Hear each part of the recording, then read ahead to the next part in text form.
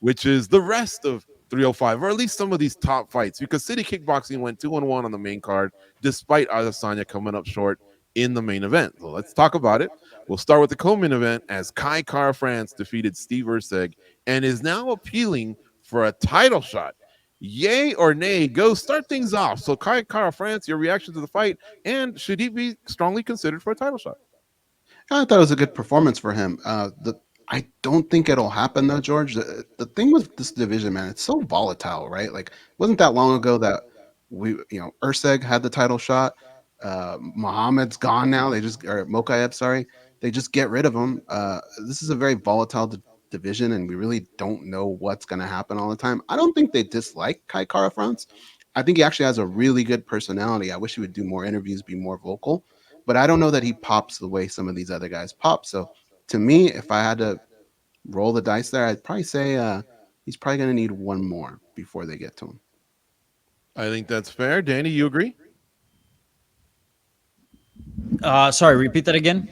About Kai Kara France, do you think he should get a title shot coming off this big win over Steve Erceg? His argument is that split decision should have gone his way against Amir Albazi, and I've been punching the clock for many years in the flyweight division, throw me a bone type thing.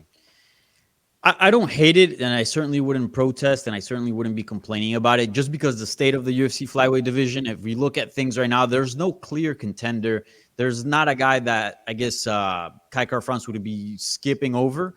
So no, I don't mind it at all. And I think this speaks about how poor, about the poor state that division finds itself in. Like none of the guys that they have sort of groomed to be like, these next contenders, next title challengers, they haven't really panned out. Like Amir Abbasi obviously dealing with injuries, Moreno taking a break from the sport. You got Manuel Capos coming off a loss. They let go of Mokaev. I mean, who is there to challenge for the belt? And there's rumors that maybe Kaya Sakura from Ryzen is going to come in and get an immediate title shot. We'll see if that's the case. I wouldn't mind it. But I think this division needs to figure itself out. There needs to be some good names with some good momentum going on, because right now, if we're speaking about Kai Kara France, who didn't fight in over a year, was coming off 2 straight losses, just got a win, and we're talking about him being the next title challenger, I'm fine with it, but I think we got some bigger problems to worry about in terms of the division. Mm-hmm. Matt, your thoughts on Kai Kara France's performance, and is it worthy of a title shot? It was a fantastic performance, man. It seems like I've been like on the wrong side of Kai Kara France, like picking his fights, I don't know, for all of his career for the most part.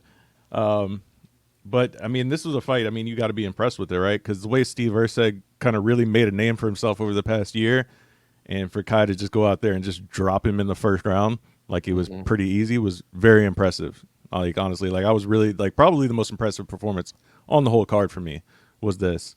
But is it title shot worthy? Because before this, he was on a 2-fight losing streak. I mean, you got to think like it definitely puts him obviously either up next or if not one more. I know a lot of people have been calling for the Kai Asakura fight since he's coming over from Ryzen. I don't know if that fight really makes all that much sense to me, but it's he's got options, I think. But yeah, he's obviously very, very close to a title shot. And I think, if you're talking about running it back with Pantoja, yeah, that fight happened, back in 2016?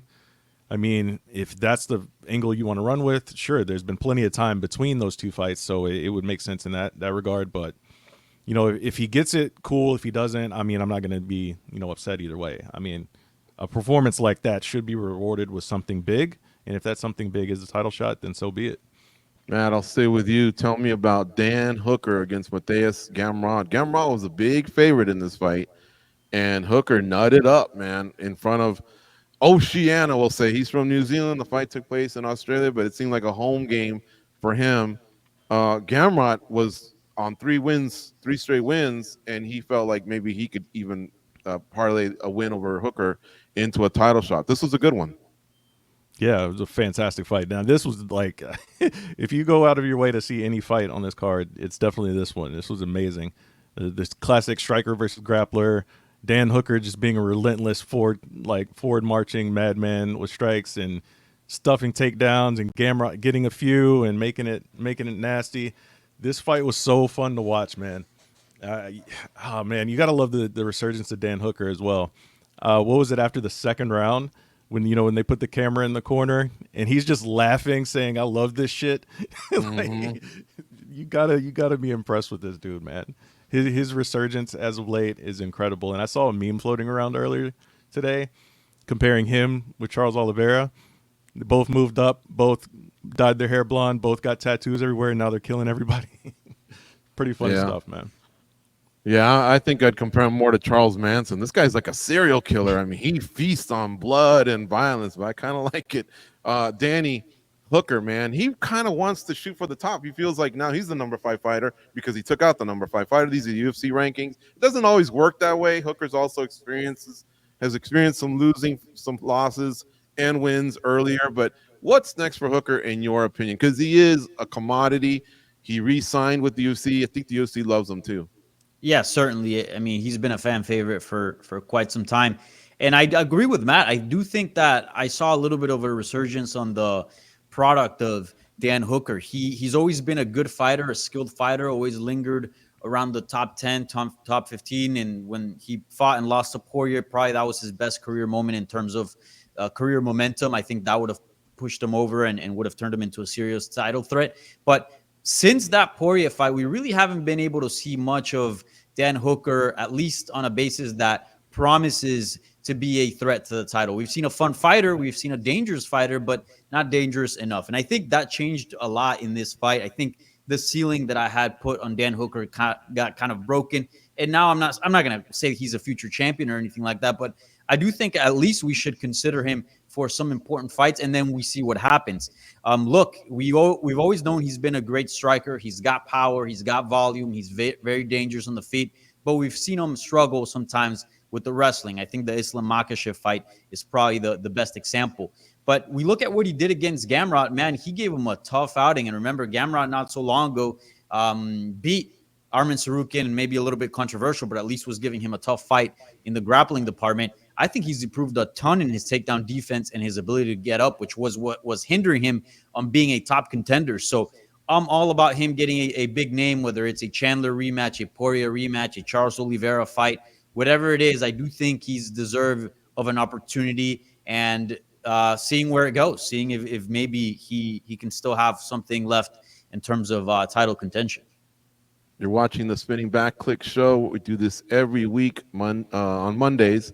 Usually it's noon Eastern, but for the next 9 weeks, we're going to be doing it at 1 p.m. Eastern. It's live, and you can catch us here on Facebook through the website directly, MMA Junkie. But there's a few watching on Facebook as well. So I think I said YouTube. I don't know. Gunther Andendorf and Ahmed Maki watching through Facebook. So I wanted to give them a shout out. And again, Facebook or YouTube live. And of course, you can watch the replay on Facebook. And if you're more on the podcast side, you can always catch the podcast. It gets uploaded the following day. So many ways to catch Spinning Back Click. It's basically the Junkie team. We rotate the names and unpack all the biggest stories from the past week. Jairzinho Rosenstruck defeated Tai Tuivasa. Goes, what's next for Jairzinho? I'm not saying he's up for a title or anything, but what would you like to see next for Biggie Boy? Well, I think in the past, some of the criticism for him was he at times would just play to his opponent's strengths, right? I think now he's been able to dial things in a little bit. I thought it was a really good performance, really solid from him. I think he is ready to kind of take that next step up. What that could be, I don't know. Maybe like a Sergey Pavlovich, someone of that stature. I think he I like said it. he believes like he's two fights away from a title shot. I probably disagree with that, especially with just how chaotic it is at the top. But I think a matchup like that would help him. But I really like where he's going. I really thought he put on a really good performance this weekend, and I'm excited to see him again. I like that name. I think right away, sometimes when you say a name, you right away think, okay, you're thinking of the skill sets, and I think that would be a pretty good matchup. What about Tai Tuivasa, Matt? What do you do with this guy? He's 0-5, but he's pretty damn popular. Um, we're working on 2 years though since he's had his hand raised. Now heavyweight isn't the deepest division. Sometimes if you're an asset, the UFC will keep you around. I looked at his social media and he looked honest in saying that he really put in a hard camp. It's just the other guy was better. Yeah, he's turning into a little bit of a heavyweight Tony Ferguson at this point, and you kind of hate to see it because of how much we all like him, right? He's a funny dude. You gotta like his personality, right? For the most, it's just the results are just not coming in the cage, and it seems like he did everything right this time. He went back to his camp. You can tell he put in a little bit of work. I think he showed up a little bit in better shape, and he was a little bit more patient in what was happening in the cage. But at the end of the day, he just got outstruck every single round. He got outstruck, and I'm pretty sure we can talk about the scores now if you want. Oh, Howie Booth, was that the guy's name? Dude. Yeah. Howie Booth, man. How Howie did he Booth get got the into the yank booth? after that 30-27, which was incredible. To actually hear a little bit of news come out that, yeah, he was removed from his duties in the later fights because he turned in that 30-27 score for Tai, which was incredible. Tai clearly lost every single round. It wasn't like he was badly hurt or anything, but he was clearly outstruck in every single round. By like 3 or 30-27 4 times the amount of significant strikes. Yeah. I looked Yes. and not one outlet even had Rosenstruck 29-28, much No. less 30-27. The I other was thought like it was a perfect 29-28. shutout. Tai Tuivasa was a stretch. What? Tell me what round he won because he got Exactly, pieced dude. up every single round. 30-27, Jesus. I think pulling a judge sets an ugly precedent, and I think we all feel a little bit weird about that. The fact that like you can just change the officials the night off, but damn, Wait, you don't seeing like that move? scorecard, like I totally get why, and I'm totally cool Oh, with that decision. okay. Then, but might be the worst scorecard I've ever seen in my entire time covering the sport, which it's almost a decade. There was one with Ben Cartlidge not too long ago. It was back east, I think. That was pretty off, but this one was bad. I think was that the Sabatello fight? What? No, at PFL? Yeah, there was one not too long ago. No, I this think, was like about 2 or Bellator 3 card or months something ago. like that. 2-3 months ago, that was pretty bad. I just can't remember what it was, but yeah, I agree with Danny. Recent memory, this one was as bad as it gets. I applaud the commission for pulling him off. It was supposed to be the Erceg and Kai Kara France fight, so they pulled him off that one. And Ben Cartlidge actually subbed in for that one. Maybe I shouldn't throw Ben's name out there for that other one because I'm not sure, but Mhm. Ben Cartlidge stepped in for this guy named Howie Booth, who gave a 30-27 to Tai Tuivasa. That was ridiculous, honestly. One last thing here before we move on. Danny, talk about Carlos Prates' potential. This guy looks pretty promising. Bro, he's legit. He's legit. I tweeted on Saturday night that he's MMA's new favorite fighter, and I mean, how can you hate on this guy? This guy's cool as he's cool as shit outside of the cage, and then once he goes in there, he's got a style that is just extremely accurate, extremely deadly, always going for the kill. What's not to like about this guy? I think he has a bright future ahead of him, not only as a contender, but also a star. I think we're looking at a guy that is going to be a popular fighter for quite some time at 170 pounds. Really enjoy everything about this dude. And let's see what happens. I want to start seeing him against some tougher opposition. Obviously, the Leech, a very respectable guy, a veteran of the sport. But, he was, look at that shot. Oh, my God. He is 36 years old, hadn't fought in a couple years. I'd like to see him against like a Kevin Holland, that type of names, fighters that are in the top 15 or maybe lingering outside in the top 20. I think that's ideal for him. But keep him in some fun fights, man. This guy's just amazing. I think he's got a bright future ahead of him. I love your take, Danny, but you needed to have a cigarette and throw it at the camera at the end. Yeah, I know. This guy's asking for ciggies to reporters in the post-fight press conference. I mean, this guy's so cool, dude. You should get a cigarette sponsor or something. Can they even get sponsors? No, right? So never mind.